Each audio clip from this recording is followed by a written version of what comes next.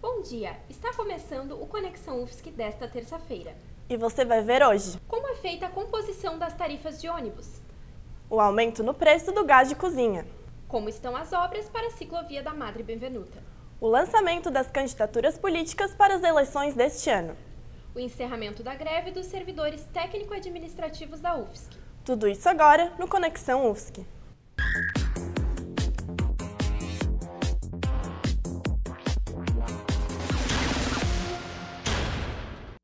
Você que é usuário de transporte público paga na tarifa por serviços que muitas vezes não conhece quais são.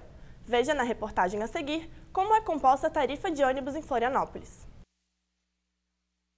O valor que cada passageiro vê na leitora depois de passar pela catraca de ônibus é composto por diversos fatores. O Charles, estudante de ensino médio, pega ônibus todos os dias para ir de casa até a escola, o que representa um gasto mensal de R$40 com passagens de ônibus. Para o Charles, o valor da passagem é razoável, pois como ele é estudante, paga apenas metade do valor da tarifa. Já a Mônica, estudante da UFSC, que pega 6 ônibus durante o dia, pensa um pouco diferente. Quanto tu gastas em passagem assim diariamente? Mais de R$7, porque eu sou estudante, mas se eu não fosse pagar como estudante, eu ia gastar mais de R$14 por dia. E o que tu acha do valor da tarifa? O que eu pego intermunicipal, da Palhoça até o centro, eu acho bastante abusivo, porque tem pouca linha, a qualidade do ônibus não é aquela coisa. Você sabe como é composta a tarifa de ônibus? Não. A tarifa é composta com base no custo total do serviço de ônibus entre os usuários pagantes, sendo este dividido em custos fixos e variáveis. Os custos variáveis são aqueles que dependem da quilometragem do ônibus, combustível, peças e acessórios. Já os fixos são referentes ao salário dos funcionários e à passagem em si. Além desses fatores, existem também os impostos e as taxas, sendo eles principalmente impostos sobre serviços e taxa de gerenciamento. A planilha do transporte público leva em consideração todos os custos envolvidos, desde os gastos administrativos das empresas até os custos com funcionários. O gasto com pagamento de pessoal representa cerca de 48% do valor da passagem, ou seja, quase metade da tarifa vai para pagar os funcionários. Existe uma política tarifária que compete ao prefeito definir. Florianópolis trabalha com 2 tarifas hoje, que é a tarifa das linhas sociais e as tarifas das demais linhas são definidas politicamente. Quer dizer, se tem uma tarifa técnica calculada através de uma planilha, e aí o executivo, quer dizer, a prefeitura, que é o poder concedente do transporte, ele tem liberalidade para definir qual política que vai adotar. E também entra no caixa comum da prefeitura. Para maiores informações sobre as tarifas de ônibus em Florianópolis, procure o CETUF no Terminal do Centro, das 8 às 18 horas. O gás de cozinha está mais caro a partir de hoje. O aumento é de 5% em Florianópolis. O botijão de 13 quilos pode custar até R$ 56,00, dependendo da região. O motivo do reajuste é o aumento no salário dos trabalhadores das empresas revendedoras de gás. Está em andamento o projeto de construção de um espaço destinado ao trânsito de bicicletas na Avenida Madre Benvenuta, que tornará mais seguro os deslocamentos de ciclistas. O Ministério Público Federal, o Instituto de Planejamento Urbano de Florianópolis e os empreendedores do Shopping Iguatemi firmaram um acordo judicial na ação civil pública que questionava a construção de um empreendimento muito próximo de um curso d'água e do manguezal da bacia do Itacorubi. O acordo previu a construção de uma ciclofaixa na Avenida Madre Benvenuta para compensar os impactos ambientais do empreendimento. O projeto beneficiaria principalmente os moradores do bairro Santa Mônica e os estudantes da UFSC e da UDESC. A obra, porém, ainda não foi concluída. A ação civil pública tem mais de 1000 páginas e o acordo firmado entre as partes envolve cláusulas cujo custo implica em milhões de reais. Apesar do acordo firmado, ainda não há um consenso em como será o espaço destinado aos ciclistas. O empreendedor do shopping achou que isso era um projeto muito caro, embora o empreendimento também seja de alto vulto, né, mas eles imaginaram que eles iam gastar muito pouco com uma simples ciclofaixa e eles interpretam que esse acordo só os obriga a fazer uma ciclofaixa. Então, esse processo está em execução. A Justiça Federal, a juíza de primeiro grau, já entendeu, inclusive, que realmente eles só seriam obrigados a fazer uma ciclofaixa. O grande dilema é que uma ciclofaixa não serve aos interesses da população. Eles fizeram estudo de impacto ambiental, fizeram estudo de impacto de vizinhança, reformularam toda a alteração viária necessária para dar conta do incremento de tráfego na região. E aí, em cima de todas essas condições que não tinham sido feitas e que aí foram realizadas, nós formulamos esse acordo. É extremamente importante para diminuir, para as duas coisas, diminuir o impacto e compensar aquele impacto do shopping. A mudança no traçado do espaço destinado aos ciclistas e a forma como a obra será executada, ciclovia ou ciclofaixa, envolveria uma mudança substancial no acordo inicial firmado entre as partes e um custo maior na execução do projeto. O acordo tinha 3 cláusulas específicas sobre ciclovia e faixa preferencial para ciclistas. O primeiro, uma faixa pequena de ciclovia que foi implantada em conjunto com as obras viárias na época da inauguração do shopping, na época do acordo que foi celebrado com o Ministério Público Federal, e um outro trecho, que seria uma continuidade também de um pequeno trecho de ciclovia já existente próximo ao DESC, e interligando esses 2 pontos de ciclovia dentro, pelas ruas internas do bairro, não pela Avenida Madre Benvenuta, uma faixa preferencial para ciclistas. São 3 itens específicos, em 3 cláusulas específicas, 2 falando em ciclovia e uma em faixa preferencial para ciclistas. Enquanto o embate judicial ainda não foi finalizado, os moradores do entorno do bairro Santa Mônica e principalmente os estudantes da UFSC e da UDESC, que usam a Avenida Madre Benvenuta como uma via pública para bicicletas, se expõem a mais um trecho perigoso e sem infraestrutura para ciclistas na nossa cidade. Eu usava ela bastante, mas há um ano e meio, 2 anos atrás, eu sofri um acidente aqui, fui atropelado. E por isso que é tão necessário uma ciclovia nessa avenida, porque tem muito trânsito de carro e isso causa um problema para o ciclista, porque tu consegue se deslocar facilmente com tanto carro passando tão colado em ti. E a Avenida Madre Benvenuta é um exemplo de a avenida que precisava, sim, ter uma ciclovia, porque é uma avenida que liga as 2 maiores velocidades da cidade, que é uma avenida largamente usada por ciclistas e por estudantes que usam muito a bicicleta como meio de transporte. Então não há razão de não ter uma ciclovia aqui, e não só a Madre Benvenuta precisava de ciclovias e ciclofaixas, como uma cidade inteira. Terminou o prazo para a realização das convenções partidárias para as eleições deste ano. O PP se aliou ao PSDB e indicou Juarez Ponticelli como vice de Paulo Bauer. Já o PT confirmou Cláudio Vinatti como candidato ao governo do estado e deixou as vagas de vice e senado em aberto. Já está definida a chapa de Raimundo Colombo, do PSD, e Eduardo Pinho Moreira, do PMDB, como a chapa do atual governo para a reeleição. A greve dos servidores técnicos administrativos chega ao fim nesta segunda-feira. Paralisados desde o dia 17 de março, os servidores retomaram hoje suas atividades. Nenhuma das reivindicações dos servidores foi aprovada, mas o Sindicato dos Trabalhadores da UFSC diz ter visto um avanço nas negociações e no diálogo com a reitoria. A biblioteca universitária funciona normalmente a partir de hoje, mas o restaurante universitário volta a funcionar só amanhã.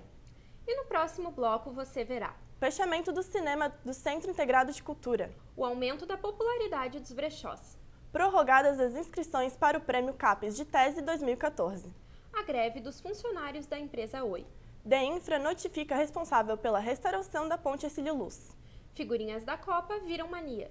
Fique conosco.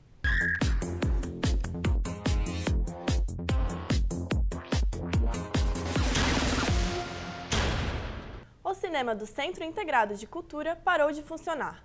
A última sessão organizada pelo Paradigma Cinearte no SIC foi ontem, às 19 horas.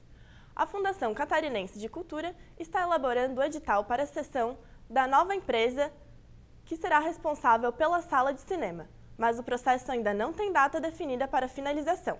Até lá, Floripa fica sem mais esse espaço cultural. Os brechós deixaram de ser um depósito de roupas velhas e hoje em dia são os queridinhos do povo, principalmente dos que possuem um estilo próprio de se vestir.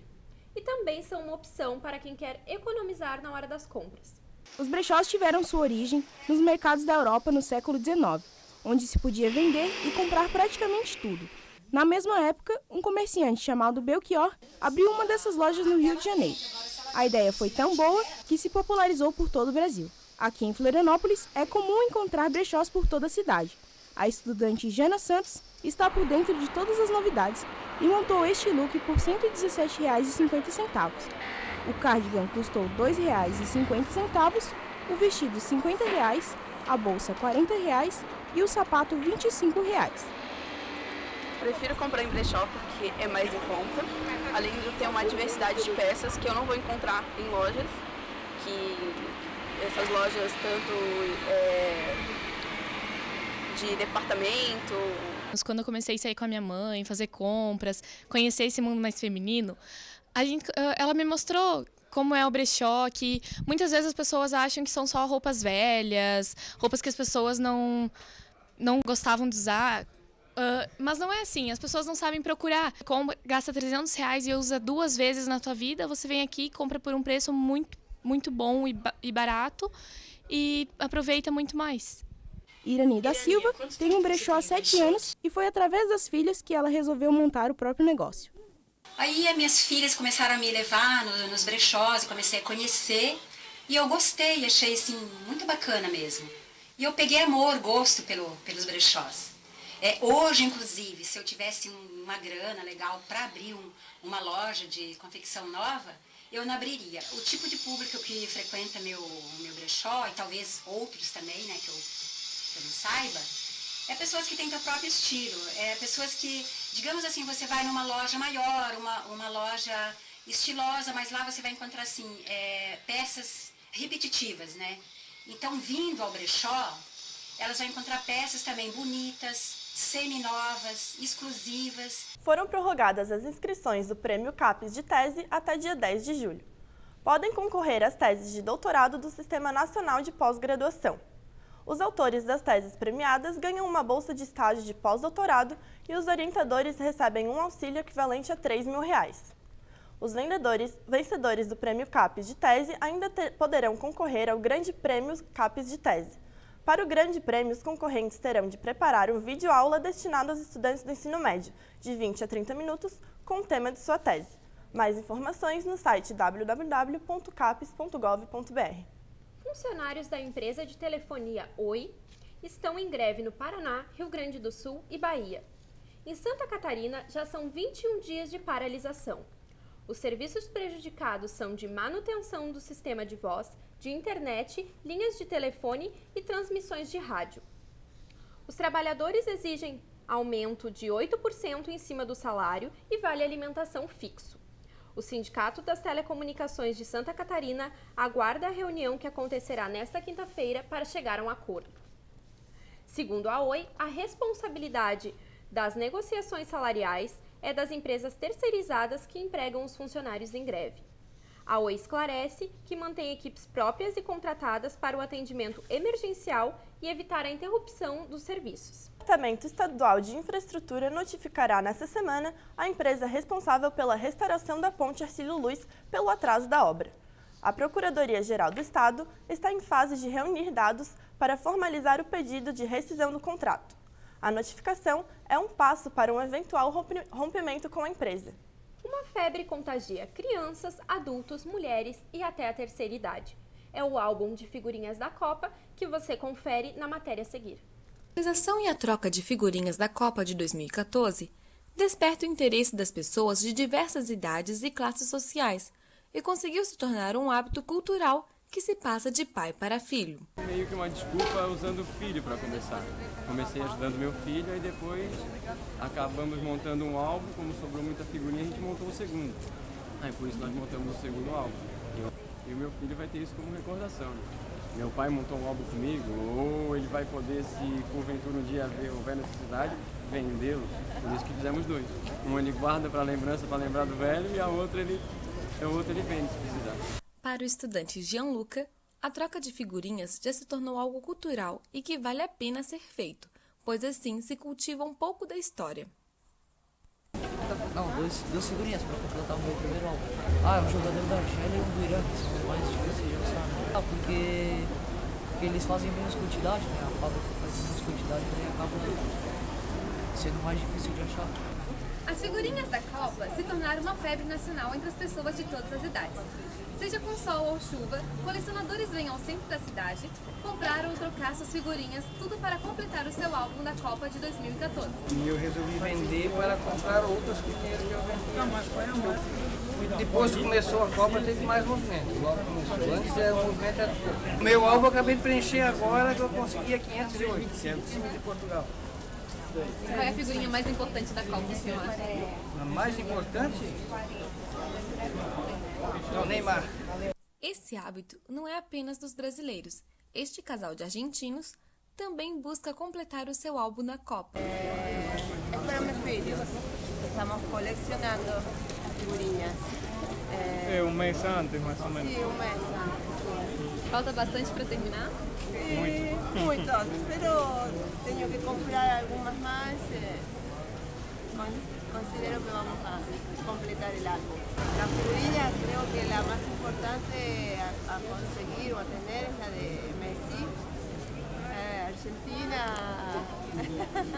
De Argentina faltan pocas figurinhas, más todas. Completar el álbum es importante. Quem mais lucra com essa mania são as bancas de revistas. Nesta época, as vendas são quase exclusivas voltadas para este segmento. Para completar um álbum, são necessárias 639 figurinhas. Conexão UFSC desta terça-feira fica por aqui. Este telejornal foi produzido pela turma de Telejornalismo 1, orientada pelo professor Ângelo Ribeiro. Voltamos na próxima terça-feira. Tenha uma boa semana. Boa semana a todos.